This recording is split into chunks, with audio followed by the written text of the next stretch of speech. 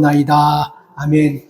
우리가 사는 시대는 누가 뭐라 그래도 물질 가지고 판단하는 시대인 것은 분명해요. 그래서 예수 믿는 사람도 그렇고 예수 믿지 않는 사람도 그렇고 무의식 중에 사람을 판단하는 기준과 가치를 어디에 두냐면 스테이트먼트 뱅크에 얼마나 많이 돈이 들어가 있고 그리고 얼마나 연봉 많이 받고 그리고 지금 무슨 일을 하냐에 따라서 우리는 그 사람의 가치와 기준을 높이기도 하고 낮추기도 합니다. 근데 이것까지는 괜찮아요. 스스로가 내가 이만큼 있기 때문에 내가 이렇게 배웠기 때문에 그거야 뭐 누가 뭐라 그럴 수 있겠어요? 사실 있고 배웠는데. 근데 문제는 이거예요. 갖지 못한 사람들, 배우지 못한 분들, 그리고 많이 돈도 받지 못한 그 사람들은 괜히 그 사람들이 아무 말도 안 했는데도 불구하고 그 앞에만 가면 작아진다는 것입니다. 그리고 스스로가 자기 자신을 비하하면서 나는 아무것도 아니다라고 이렇게 생각해버린 사람이 굉장히 많다는 거예요. 그래서는 안 되는 거예요. 적어도 예수 믿으면서 여러분, 우리보다 더 많은 사람, 우리보다 더 큰 사람, 우리보다 더 있는 사람들 앞에 서서도 우리가 그들의 있는 것을 보고 배운 것을 보고 가진 것을 보고 주눅들 필요가 하나도 없어요. 왜냐하면 우리는 하나님께서 우리의 가치를 인정하는 것이지 있고 많고 배웠냐 이거에 우리의 가치 기준이 흔들리는 게 아니기 때문에 그렇습니다. 그래서 가치 기준은 그런 걸 가지고 하는 것이 아니고요. 사람은 하나님이 만든 성향이 있어요. 그래서 그 성향 속에서 하나님이 기뻐하시는 일을 할 때 그 사람이 있던 배웠던 이런 걸 떠나가지고 그 사람이 가치 있는 사람이 되는 것입니다. 제가 얼마 전에 인터넷에서 글을 하나 어떤 분이 올린 걸 보면서 참 마음에 감동이 왔어요. 할머니가 깡통 이렇게 주우러 다니는데 얼마 안 된 것 같아요. 추운 겨울이니까 젊은 사람이 그 할머니를 보면서 자기 할머니가 생각났는지 주머니에서 5만 원을 꺼내가지고 할머니에게 주면서 할머니 이거 통닭 사잡수세요. 추운데. 그리고 하는데 할머니가 그거 안 받으려고 그래요. 나 돈 있다고. 아니 괜찮다고. 근데 그 젊은 사람이 그냥 억지로 그냥 막 주다시피 하고 주머니에 탁 놓고 그냥 젊은 사람 가버려요. 근데 사실 그 할머니는요. 없는 할머니가 아니에요. 자기 주변에 그 친구 할머니가 깡통을 주워가지고 팔아서 생계를 이어가기 때문에 그 할머니 도우려고 시간이 나고 건강 때문에 걷기도 하고 그래서 그 깡통을 이렇게 주워가지고 팔아서 그 할머니 도와주는 할머니예요. 근데 그 할머니가 그 인터넷에 글을 올린 거예요. 이런 얘기를 했습니다. 저 젊은 사람은 내가 깡통 줘서 벌어먹고 사는 사람인 줄 알고 이렇게 주는데 근데 내 마음에 참 우리나라에 저런 젊은 사람들이 있다는 것이 희망이 있고 참 내가 기쁩니다. 그리고 내가 이거 저 젊은 사람에게 받은 5만 원하고 내가 좀 더 보태서 내가 내 친구 할머니 그 어려운 할머니를 좀 도와줘야 되겠습니다. 이런 글이었어요. 늙었지만요. 나이 먹었지만 굉장히 가치 있게 사는 노인이라고 난 생각합니다. 이런 것에서 가치는 나오는 거예요. 많이 배워서 많이 가지고 그리고 많이 누린다고 해서 없는 사람들을 무시하고 멸시하는 사람은 가치조차도 없고 이 땅에 있어야 될 필요조차 없는 사람이에요. 그래서 저는 가치와는 전혀 관계가 없는 사람입니다. 여러분 우리는요. 하나님께서 우리의 가치를 인정해 주는 사람이라는 것을 꼭 기억하시고 어떤 자리에 가서도 여러분 우리가 주눅들 필요가 하나도 없다는 것을 꼭 기억하시기 바랍니다. 내일도 해는 뜹니다. 그리고 우리 가치는요. 내일 무엇을 어떻게 실현할 것인가 해서 내 가치가 거기서 드러나는 거예요. 하나님께서 우리에게 생명 주신 것, 이 생명을 우리가 나만을 위해서 그리고 다른 사람을 힘들게 하면서 산다고 한다면 누구를 막론하고 가치 없는 인생이 되는 것이고 그러나 누구를 막론하고 내일 내게 주어진 인생을 하나님이 기뻐하시는 삶으로 산다고 한다면 그 사람들은 형편처지 떠나가지고 하나님 보실 때 정말 가치 있는 사람이 될 줄 믿습니다.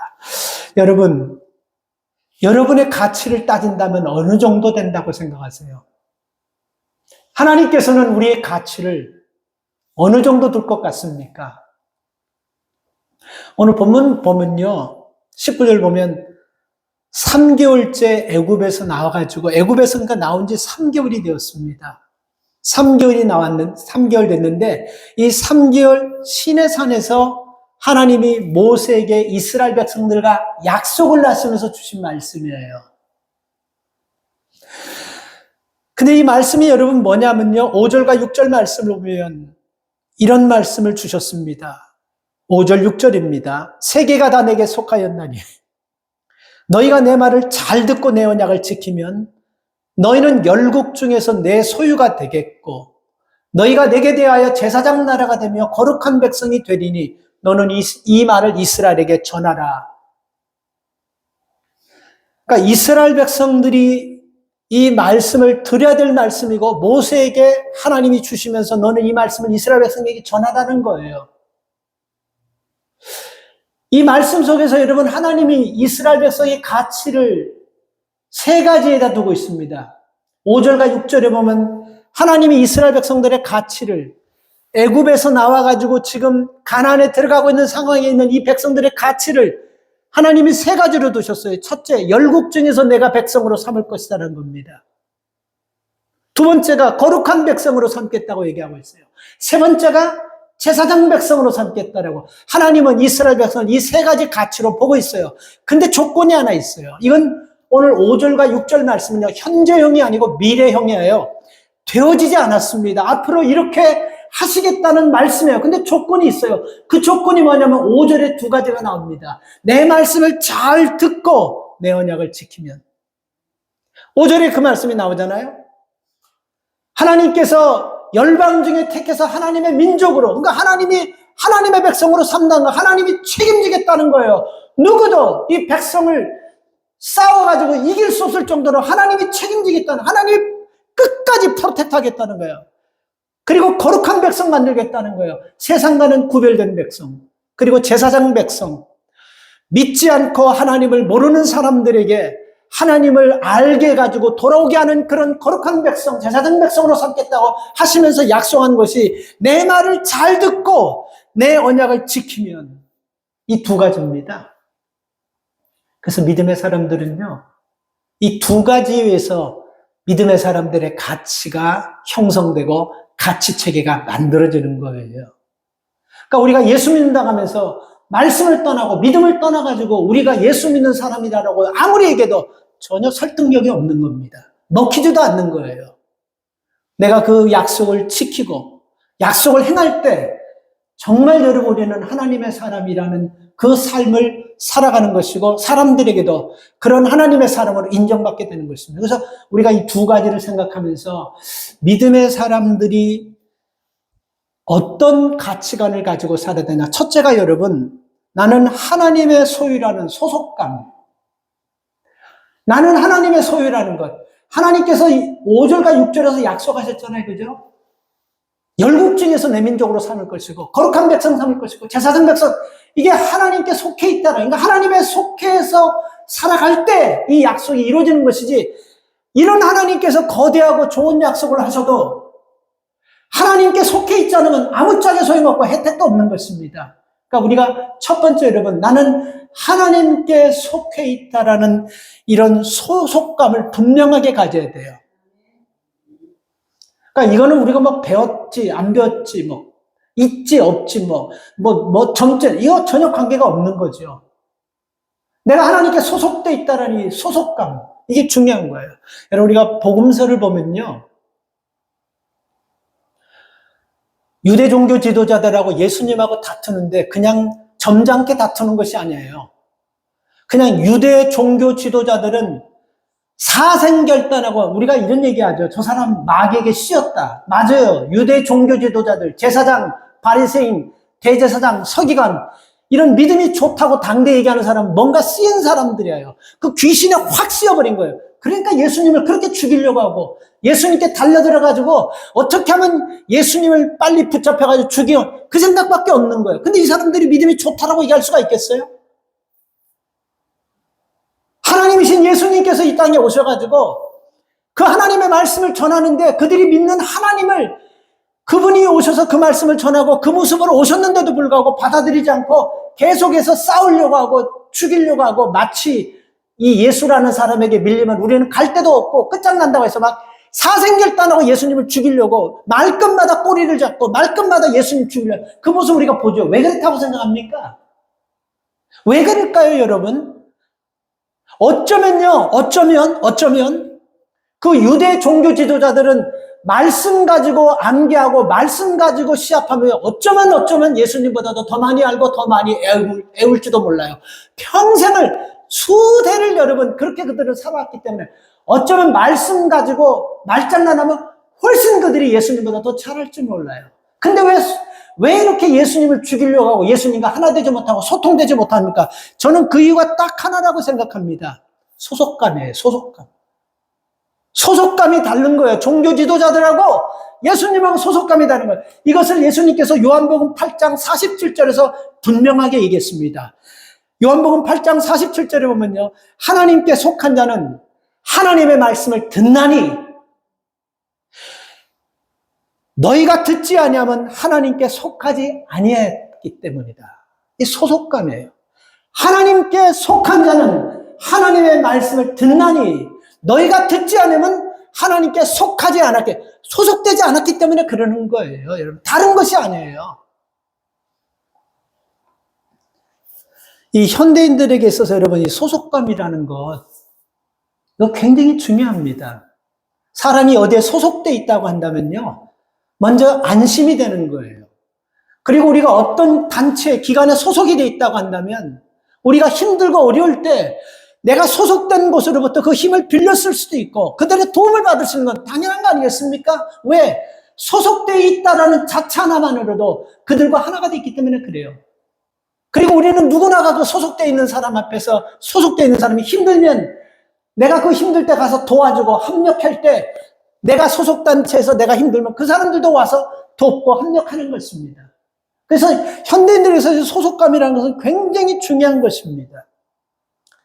그런데 여러분 문제는 내가 소속되어 있는 곳에서 소속되어 있는 곳의 힘과 소속되어 있는 곳의 권력과 소속되어 있는 것들에 아주 좋은 그런 여러 가지 좋은 혜택들이 많은데 내가 거기에 소속되어 있으면서 쓸 수 있는데 내가 소속되어 있는 것을 잘 모르기 때문에 못 쓰고 고통당하며 어려움 당할 때가 굉장히 많다는 것입니다. 믿음의 사람들이 하나님 앞에 소속되어 있다고 한다면 우리가 힘들고 어려울 때 우리가 어디서 힘을 얻어와야 되고 우리가 어디서 힘을 구해야 됩니까? 당연히 하나님 앞에 힘을 구하고 당연히 하나님께 소속되어 있기 때문에 하나님 앞에 엎드려야 되는 거 아니겠습니까? 그래서 여러분들이 만약에 힘들 때 하나님 앞에 소속되어 있다고 한다면 거두절미하고 엎드려 기도할 때 하나님의 힘을 얻게 될 줄 믿습니다. 근데 유대 종교 지도자들은 이게 참 안타까운 거예요. 그들은 하나님께 소속되지 않았기 때문에 예수님과 계속 싸우고 예수님을 죽이려고 하는 그 자체를 모르고 있다는 겁니다. 그래서 우리가 믿음 안에서 하나님께 소속되어 있다는 것은 하나님의 자녀답게 우리가 살아갈 때 하나님의 도우심을 누리고 경험하게 된다는 것입니다. 요즘은요, 나홀로 고독사라는 거 있죠. 이게 큰 사회 문제예요. 미국도 여러분 얼마 전에 텍사스 거기서 누가 돌아가셨는데 3개월이 돼가지고 그 시신을 안 거예요. 3개월 돼서 미국에서 이렇게 좋은 시스템을 갖춘 한국에서는 가끔 그런 일들이 생깁니다. 노인들이 혼자 돌아가셔가지고 돌아가신 지 오래된 다음에 그 주변에서 시신의 냄새가 나가지고 고독사라는 거, 혼자 이렇게 돌아가시는 분들. 여러분 우리가 나이가 먹으면 먹을수록 내 소속이 하나님께 소속되어 있다는 것을 가지면요, 우리는 계속해서 믿음의 사람들과 영적 교제를 나누면서 믿음의 사람들과 하나님 나라에 속한 그런 삶을 살아가야 되는 것입니다. 그래서 소속이 되어 있지 않는 사람은요, 결국은 방황할 수밖에 없고, 소속이 되어 있지 않는 사람은 결국은 외롭게 혼자서 고통을 받을 수밖에 없는 겁니다. 누가복음 19장에 보면요, 삭개오라는 사람이 나오는데 이 사람도 소속감의 위기를 겪습니다. 삭개오가 소속감의 위기를 겪게 된 이유가 뭐냐면 돈 때문에 그래요.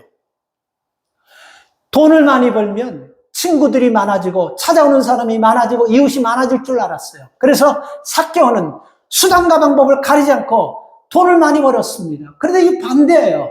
돈을 많이 버니까 벌수록 더 친구들은 없어지고 찾아오는 사람도 없고 아무도 없는 거예요. 그래서 삭개오가 깨달은 것이 뭐냐면 아무리 돈을 많이 벌고 출세해도 영원히 안식할 수 있는 소속된 곳이 없으면 사람은 불행할 수밖에 없는 걸 깨달은 거예요. 그래서 삭개오가 어떻게 했습니까? 누가복음 19장에 보면요. 내 영혼이 소속될 수 있는 곳을 찾기 위해서 예수님께서 여리고로 온다는 소리를 듣고 그분에게 자신의 영혼을 맡기려고 그분을 만나러 갔는데 만날 수가 없어요. 사람이 너무 많아가지고. 그래서 큰 뽕나무가 있는데 그 위에 올라가서 예수님을 만나서 내 영혼이 예수님 앞에 소속되는 마음을 갖고 싶어서 했는데 예수님께서 그 마음을 아시고 많은 사람인 데서 방향을 틀어가지고 삭개오 쪽으로 오셔가지고 삭개오야 내려와라. 내가 오늘 너희 집에 유하해야겠다. 이렇게 말씀하셨어요. 그렇습니다. 인생의 가장 큰 행복은요, 영원한 삶을 보장해주는 예수님께 소속될 때 그 행복은 새벽 미명처럼 밝아져 오는 것입니다. 그래서 나는 누구에게 어디에 소속되어 있는지 잊어버리고 살면 안 되는 거예요. 사람은요, 하나님께서 그렇게 만들었어요. 두 가지 소속 속에 살 수 있도록 하나님께서 사람을 그렇게 만들고 사회를 그렇게 만들었어요. 예를 들면 수직적인 소속 속에서 살도록 만들었습니다. 수직적인 소속감과 수평적 소속감으로 말할 수 있는데 수직적 소속감은요, 하나님과 우리와의 관계예요. 창세기 1장에 보면요, 하나님께서 사람을 만들 때 하나님의 형상대로 만들었다라는 말씀이 있잖아요. 그죠? 그게 하나님께 소속되어 있다라는 증거인 것입니다. 그리고 성경 전체를 보면요, 하나님께서 너는 내 것이다. 내가 너를 지명하였다. 내가 너를 선택했다. 내가 너의 것이다. 내가 너와 함께 이런 말씀을 수없이 하는 것입니다. 그게 뭡니까? 너는 내 소속이기 때문에 내가 책임지겠다는 말씀과 똑같은 거예요. 그래서 내가 하나님의 소속 속에 산다고 한다면요, 우리가 어려운 일을 만나고 힘든 일을 만날 때 위축될 필요가 하나도 없는 거예요. 내가 소속된 하나님께서 나를 도우신다는 믿음이 있기 때문에. 그래서 여러분, 믿음의 사람들이 굉장히 중요한 것이 수직적인 소속감이 하나님 앞에 확실하게 서면요, 두려움 없이 승리할 줄 믿습니다. 수평적인 소속감도 굉장히 중요해요. 하나님은요, 사람들이 혼자 살 수 있도록 만들지 않았습니다. 그래서 창세기 2장 18절에 보면요, 사람이 독초하는 것이 좋지 않았다. 이 말은 뭐를 얘기하냐면요, 부부를 만들고 그리고 사람들과의 관계 속에서 살아가도록 만들어서 지구상에 하나님께서 직접 주어준 것은 딱 두 가지밖에 없어요. 다른 사람의 생각과 사람의 머리에서 나온 겁니다. 뭡니까? 성전과 가정은 하나님께서 창세기부터 주어준 거예요. 그래서 사람들이 여러분, 이거 아셔야 돼요. 우리는 가정 속에서 소속을 느끼고 가정 속에서 가족들과 소속감을 함께 해야 돼요. 그래서 우리 가족이기 때문에 가족이 무슨 말을 해도 콩으로 맺을 써도 가족이기 때문에 믿고 가족이기 때문에 따라가는 거예요. 그리고 교회의 소속감이 굉장히 중요합니다. 나는 혼자가 아니고 나 혼자 어떤 힘들고 어려운 일을 만날 때마다 혼자 외롭게 그냥 하는 것이 아니고 나는 혼자 덩그러니 떨어진 사람이 아니고 내가 눈물 나는 슬픈 일을 만났을 때 나와 함께 울어주고 슬퍼할 수 있는 사람이 있다라는 것, 이게 소속감이에요. 2015년에 전 세계를 떠들썩하게 했던 IS 테러 사건들 많잖아요. 2015년에 복잡했습니다. 그냥 사람을 잡아다가 이거 비디오로 찍어가지고 전 세계 다 뿌려버리고 그렇게 악랄하고 악질, 그리고 폭탄 감아가지고 사람들 앞에 자폭해서 터뜨려. 이 IS다. 미국이 막 군인을 파병해서 막 전쟁을 심하게 했지 않습니까? 그렇죠? 근데 우리가 굉장히 놀랄 사건이 생겼었어요. 2015년. 어떤 사건이냐면 그 IS에 유럽의 독일의 한 청년이 그 IS에 들어간 거예요. 그래서 사람들이 경악했어요. 아니, 어떻게 독일 사람이 그 IS에 들어가서 그 악한 짓을 하나. 그런데 미국 사람도 또 하나 들어갔어요. 군인 출신이 그 IS에 또 들어갔어요. 왜 이런 사람들이 이렇게 좋은 곳에서 그렇게 이 악마 같은 속으로 들어가, 왜 사람이 왜 그러나는데 우리를 더 충격에 더 놀랍게 한 사건이 하나 있었습니다. 한국의 17살 청년이 IS에 들어가 버린 거예요. 근데 여러분, 그거를 보면서 믿어지지 않았습니다. 근데 말 타고 그 사진까지 나오면서 확인이 돼 버렸어요. 근데 왜 그런 곳에 들어갔나? 그래서 내가 그 17살짜리 김군으로 나와 있어요. 근데 지금까지도 아직도 9년이 됐지만 생사조차도 알 수가 없어요. 왜 그런 곳에 들어갔을까 생각. 만약에 건강한 가정에서 생활했다면 진짜 그런 곳에 들어갈 수 있었을까? 그리고 그가 교회를 다니고 그와 함께 마음을 같이 할 수 있는 좋은 소속감에 빠져 있었, 소속감과 연결되어 있다면 그런데 갈 수 있었나? 나 그런 생각하면서 한번 찾아봤어요. 결국 아니나 다를까 중학교 때 학폭으로 학교를 그만둬 버렸어요. 그리고 나서 학교와 단절이 돼 버렸습니다. 학생은 학교에 소속이 돼 있어야 되는 거예요. 그리고 여러분 이렇게 학교를 그만두고 방황하니까 가족들과도 여러분 단절이 돼버리는 것입니다.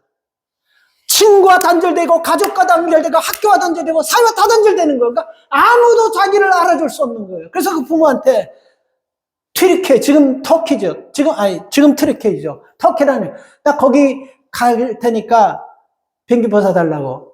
아니 그 지금 전쟁통에 거기 와요. 부모가 완강하게 말렸습니다. 그럼 나 자살하겠다고. 그래서 부모가 그 젊은 사람 하나, 얘와 그냥 튀르키예 가서 여행하고 올 수 있는 그 젊은 사람 하나를 보내가지고 경비 다 돼가지고 같이 가겠는데 새벽에 이 녀석이 호텔에서 나와가지고 IS가 컴퓨터로 연락해서 거기 들어가 버린 거예요, 그냥. 저는 그 모습을 보면서요, 이런 생각이 들었어요. 아, 이 모습이 바로 나는 외로워요. 나는 정말 정상적인 그룹과 좀 소속되고 싶어요. 누구도 나를 사랑해주는 사람이 없고 나를 받아주는 사람이 없어요. 이건 저는 이 외침이라고 생각합니다. 그래서 건강한 소속감. 저는 그 학생이요, 가정에서 부모와 가족이 건강한 소속감을 가지고, 그리고 학교에서 건강한 소속감을 가지고, 그리고 자기와 있는 친구가 절대로 거기 가라고 돈 줘도 협박해도 안 갔을 거라고 확신합니다. 보니까 여러분 다 근절되어 있는 아이예요. 소속감이 전혀 없는 아이예요. 여러분 우리 주변에 정말 소속감 없이 겉모습은 옷을 쫙 빼입고 막 즐겁게 노는 것 같지만 하나님께도 속해 있지 않고 아무런 소속감도 없이 외롭게 아무도 알아주는 사람 없이 그렇게 사는 사람 우리 주변에 생각보다 많습니다. 품고 기도하고 그들을 하나님께로 인도할 수 있는 여러분 되시기를 축복합니다. 두 번째 여러분, 우리는요 자신감 가지고 살아야 돼요. 우리의 신분이 여러분, 우리가 예수 그리스도 앞에서 변화된 신분입니다. 그래서 아까도 말씀드렸지만 가치관으로 따진다면 이런 것 가지고 뭐 있냐 없냐, 배웠냐 안 배웠냐, 뭐 내가 얼마나 내 뱅크에 있냐 이런 것 가지고 우리는 따지는 것이 아닙니다. 하나님께서 우리 한 사람 자체를요 천하보다도 귀한 생명이라고 인정하시고 여겨주셨어요. 그러니까 이 말은 그냥 말씀하신 것이 아니고 천하보다도 더 귀하게 하나님께서 인정하시고 그 사람을 하나님께서 내 자녀로 내 백성으로 삼아주셨다는 겁니다. 그러니까 자신감을 가져야 돼요. 내가 이 땅에서 좀 있다고 해서 그게 하나님 앞에 뭐 더 큰 자녀로 더 영광을 그런 거 전혀 없는 거예요. 하나님은 우리 자녀 자체를 보고 우리 자체를 보고 백성 삼은 거예요. 자신감을 가져야 돼요. 내가 하나님의 자녀라는 그런 자신감을 가져야 돼요. 하나님 앞에 만약에 여러분 가가지고요, 우리가 이 사람 하나하고 내가 이 지구하고 바꾼다. 하나님은 안 바꾸는 거예요. 왜? 하나님께서 말씀하셨잖아요. 천하보다도. 천하는 지구가 속해 돼 있고 모든 행성이 다 속해 있네요. 그 천하하고도 바꿀 수 없는 게 사람이라고 하는 건데 바꾸겠어요? 안 바꾸는 거예요. 어떤 과학자가 사람의 가치를 계산해 보려고 이를 딱 쓰고 계속해서 0을 치는데 그 사람이 죽을 때까지 0000 써도 이 지구의 가치 있잖아요. 그 값으로 매길 수가 없다고 합니다. 그러니까 쉽게 얘기하면 과학자들이 이 지구의 가치를 수학적으로 계산하려면 가격이 나오지 않는다는 거예요. 우리는 그런 것보다도 훨씬 더 하나님께서 존귀한 자로 선택하셨는데 자신감을 가지세요. 내가 하나님의 자녀라는 자신감. 이런 자신감이 없으면 사람들은요, 허황된 것에, 헛된 것에 목표를 두고 헛된 것 바라보면서 헛된 것에 여러분 올인하면서 살아가다가 결국은 인생 막장 가가지고 헛되다는 걸 비로소 그때 깨닫는 거예요. 어떤 목사님이 다른 목사님과 이렇게 모여서 회의를 하고 있는데 갑자기 연락이 왔어요. 할머니가 위독하셔서 돌아가실 것 같다고. 그래서 그 사모님의 얘기를 듣고 막 급하게 가니까 주변에서 같이 있었던 목사님 다 걱정하는 거예요. 무슨 일 있냐고. 할머님이 편찮으셔서 곧 돌아가실 것 같아서 내가 가봐야 되겠다고. 그래서 목사님이 가셔가지고 그 할머니가 돌아가실 것 같아서 갔는데 그 같이 있던 친구 목사님 궁금하지 않겠어요? 친구 목사님. 그래서 어떻게 괜찮냐고 하니까 네, 할머니 돌아가셨습니다 하니까 그 목사님들이 그 목사님을 위로하려고 가셨어요. 갔는데 상주되는 목사님이 할머니가 소천하기 전에 그 이야기를 해주시는 거예요. 그 할머니가 소천하기 전에 어떤 모습을 보였냐면 할머니는 예수 믿지 않는 분이에요. 할머니가 손을 가지고 막 이렇게 동그라미를 막 이렇게 흔드는, 막 이렇게 만들면서 뭐를 자꾸만 얘기해요. 말은 못하고 손을 가지고 동그라미를 자꾸 이렇게 만드는. 그래서 이 목사님은 자기 할머니가 평상시에 너무 이 돈 하니까 혹시 이게 돈을 저가는 건가? 왜 죽을 때 사람들이 뭐 노잣돈 가는다 해서 그런 건가? 하고 예수 믿지 않으니까 목사님이 얼른 지갑에서 꺼내가지고 3만 원을 딱 이렇게 줬대요. 하면서 쏘니까 그 3만 원을 할머니가 콕 쥐고 눈을 스르르르 감고 돌아가 버리셨어요. 그거를 목사님 친구들에게 얘기하더라는 거예요. 그래서 그걸 나중에 이게 빼려고 하니까 손을 너무 꼭 잡으니까 그 3만 원, 그게 빠지지 않더래요. 물론 빼면 뺄 수 있겠죠. 그래서 그냥 그대로 놓고 입관했다고 합니다. 근데 더 문제는 이거예요. 그 할머니 재산이 15억이 현찰로만. 굉장히 부자 할머니예요. 근데 아무런 자식도 한 명도 없기 때문에 장손자가 되는 그 목사님이 그 모든 재산을 다 받게 되었다는 거예요. 뭐 재산을 받았다는 얘기를 하려고 하는 것이 아니고 여러분 예수 그리스도가 없는 인생은요 욕심으로 살다가 결국 빈손으로 이 땅을 떠나는 것입니다. 그래서 하나님께 속한 자녀라는 자신감 가지고 세상 것에 빠져가지고 쓸데없는 것에 목숨 걸고 살다가 결국 그야말로 15억이나 현찰 두고 3만 원 딱 치고 그렇게 돌아가시는 그런 불행한 삶 사는 사람이 없기를 바랍니다. 우리는 하나님과 사람들 사이를 연결해주는 제사장 역할을 하나님께서 하시게 그렇게 역할을 하시겠다고 말씀하셨어요. 모든 민족 중에서 내가 너희를 택할 것이라고. 그리고 제사장 민족으로, 이 제사장 민족이라는 것은 우리가 다 목회자가 되는 그런 뜻보다도 하나님을 믿지 않는 사람들을 하나님 앞으로 연결시켜주는 그런 백성들로, 그런 민족으로 삼겠다라는 것입니다. 그렇기 때문에 여러분, 우리는 어떤 문제가 있어도, 우리가 어떤 환경에 처했더라도 우리는 죽어가는 사람들을 하나님 앞에 연결시켜주는 사람이라 이런 자신감, 이런 자부심을 가지라는 거예요. 아니 여러분, 우리가 사람을 살리는 사람인데 그 세상 사람들이 있다고 보든 없다고 보든 그게 무슨 상관이 있습니까? 우리는 그 사람을요 하나님과 연결시켜가지고 그 영혼을 살리고 그 가문을 살려내고 그 가정을 살려내는 굉장히 중요한 역할을 하는 사람인데 그게 몰라서 그러는 것이지. 근데 우리가 왜 쭈삐쭈, 왜 우리가 자신 없어야 됩니까? 사람을 살리는 사람인데. 여러분, 그런 자신 없이 예수 믿으세요? 그런 자신을 내 주변에, 내 옆에 예수 믿지 않고 방황하는 사람들, 그런 사람들에게 쭈삐쭈삐하지 마시고 땅명하세요. 내가 저 사람 살리지 못하면 저 사람 살릴 사람 없다는 이런 위의식 가지고 자신감 가지고 그들에게 복음을 전할 수 있기를 바랍니다. 우리는 여러분 영적 권세와 함께 제사장적인 축복을 주신 것처럼 여러분 우리에게 사람을 축복하는 축복권, 제사장이 뭐예요? 백성들을 축복하는 거예요. 하나님의 말씀을 듣고 그 들은 말씀을 백성들에게 선포하며 축복하는 것입니다. 우리 이렇게 축복권이 있다라는 거예요. 근데 우리가 남을 축복하는 사람이 왜 우리가 여러분 두려워하고 삐죽삐죽 그럴 필요가 하나도 없어요. 내가 저 사람 축복하면 저 사람 축복받는다는 이 믿음을 가지고 믿음으로 축복해주는 자신감을 가지고 사시기를 축원합니다. 미국하고 옛 소련이 여러분 굉장히 냉전 기간이 있었습니다. 그게 1959년. 러시아는 공산권 사회주의를 대표하고 미국은 민주주의를 대표하는데 모스크바에서 1959년에 엑스포가 열렸어요. 그 엑스포가 열렸는데 미국 대통령과 닉슨과 후르시초프 같이 한 자리에 모이는. 그래서 그게 세계의 뉴스거리가 되었습니다. 그동안 한 번도 냉전 시대였기 때문에 서로 간에 여러분 자존심 때문에 만나지는 않는데 엑스포 때문에 모스크바에서는 그것 때문에 한 자리에 모였어요. 그래서 두 사람이 만난 자체만으로도 굉장히 큰 이슈였습니다. 그런데 후르시초프가 그 엑스포장에 미국 전시관을 이렇게 방문하는데 닉슨 대통령도 따라가고 보좌관도 따라가고 비서도 따라가고 기자도 수백 명씩 쭉 따라가는 거예요. 근데 미국 그 전시관에 딱 들어서자마자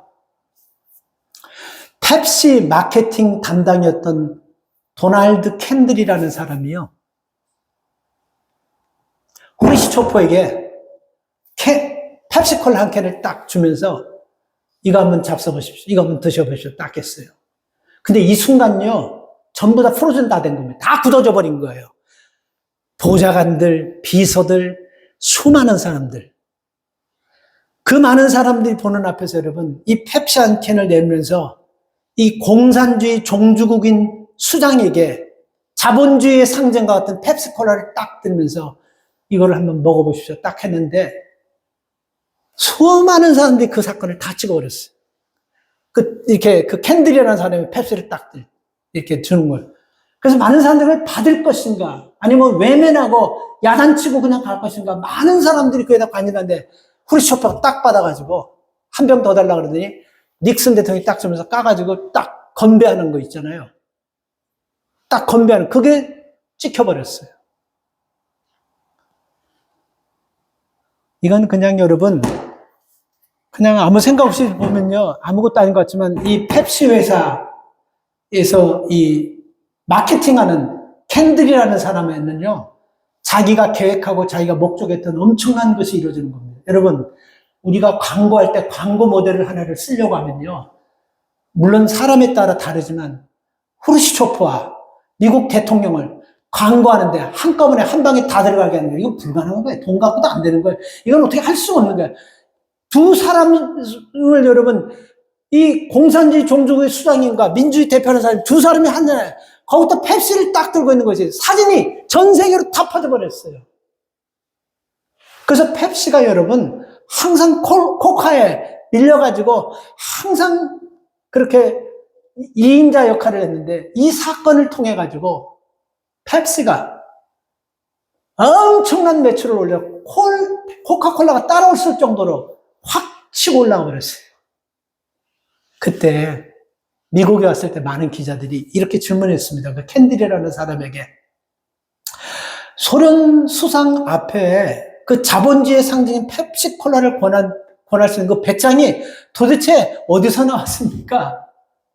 그 잘못하면 그 한 사람의 그 결례 때문에, 그 외교 결례 때문에 큰 문제가 될 수 있는데 어디 이런 배짱이 나왔습니까? 기자가 물을 때 그 캔들이라는 사람이 이렇게 얘기했어요.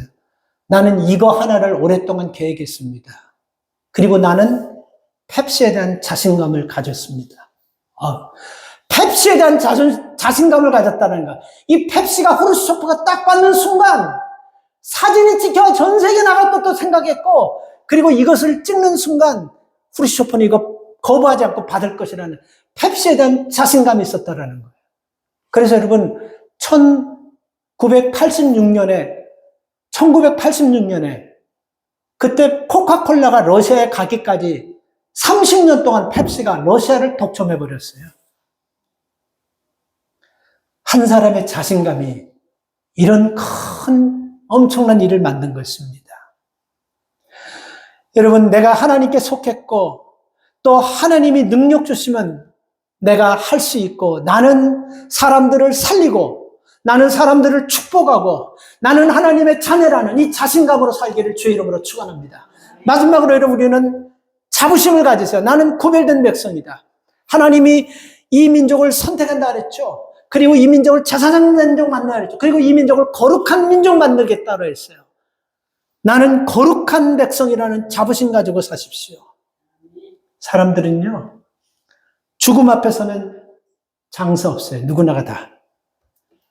죽음 앞에 딱 서면 인생은 바로 여러분, 다 스스로가 자동적으로, 예를 들어서 여러분, 병원에 딱 갔는데, 암 4기야요.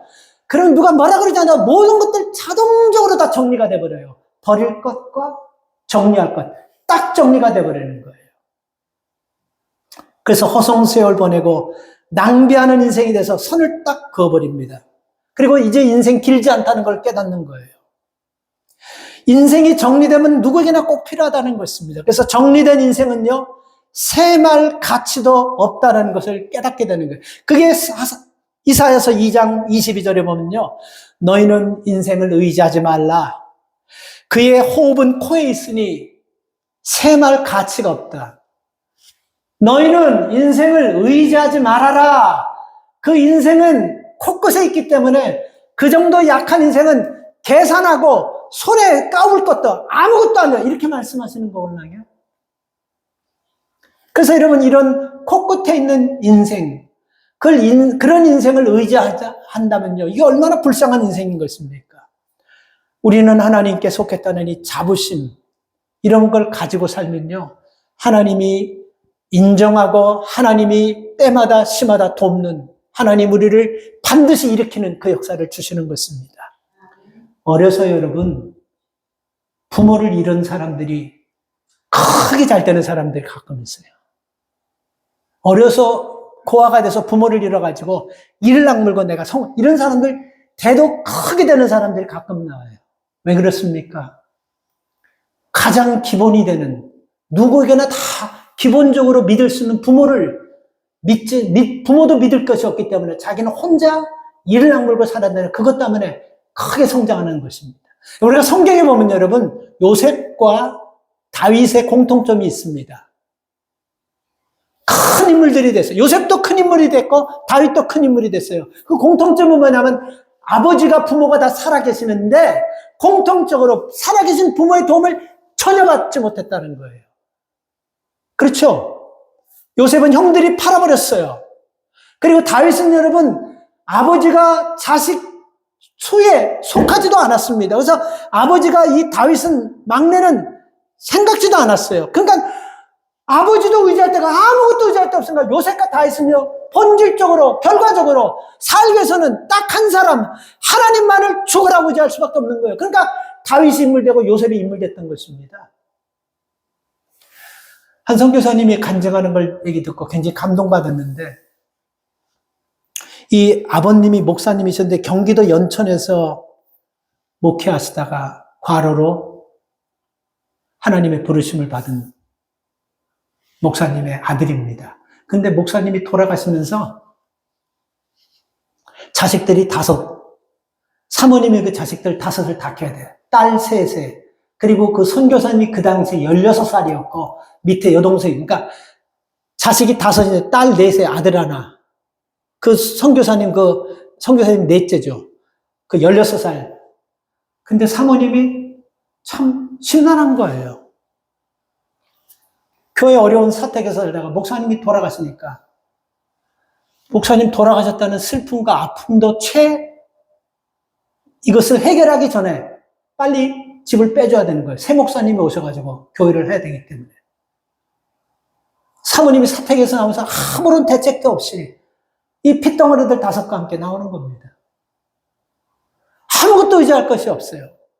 그래서 여러분, 그야말로 하나님에는 의지할 대상이 전혀 없었기 때문에 사모님이 자식들에게 기가 따갑도록 아침 먹을 때도 저녁 먹을 때도 점심 먹을 때도 보기만 하면 기가 따갑도록 이 얘기를 했다고 합니다. 우리는 이 땅에 믿을 사람 아무도 없고 우리는 하나님 외에는 이 땅에 믿을 사람이 없기 때문에 하나님께서 우리를 일으켜 주실 것이고 하나님 앞에 생명 걸릴 밖에 아무것도 없다. 이렇게 자식들에게 기가 따갑도록. 그래서 자식들도 이 땅에 믿을 사람 아무도 없고 누구도 우리를 도와주지 않는다는 그런 마음을 가지고 하나님 외에는 도울 사람이 없다라는 마음을 가지고 하나님께 엄마가 맨날 사모님 생명 걸어야 된다. 우리 하나님 앞에 우리 그냥 믿어서 생명 걸어야 된다.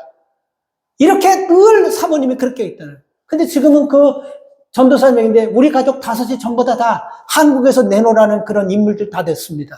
그렇게 얘기하는 거예요. 어떻게? 못 때문에. 바로 이거였다고 합니다. 사람 의지함이 불가능했기 때문에 코너에 몰리고 다 끊어진 상황에서 하나님만 붙들었기 때문에 하나님께서 우리 자식들을 이렇게 세워주신 것입니다. 그 전에 여러분이 한국에서 바다에 막 녹조 현상이 막 바다가 파래지는 거 있잖아요. 그죠?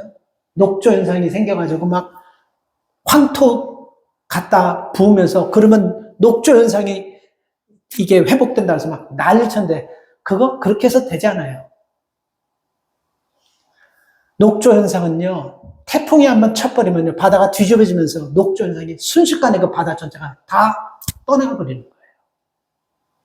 여러분, 우리에게 태풍과 같은 그런 어려움들이 한번 딱 오면요, 확 다 뒤집어지면서 사람 의지하고 사람 받아보는, 사람에게 맞추는 그런 썩은 것들은 확 다 뒤집어지면서 프레시하게 하나님만 바라보고 하나님만 의지하는, 그리고 하나님 앞에만 자부심을 갖는 그런 믿음으로 우리가 변화되는 거예요.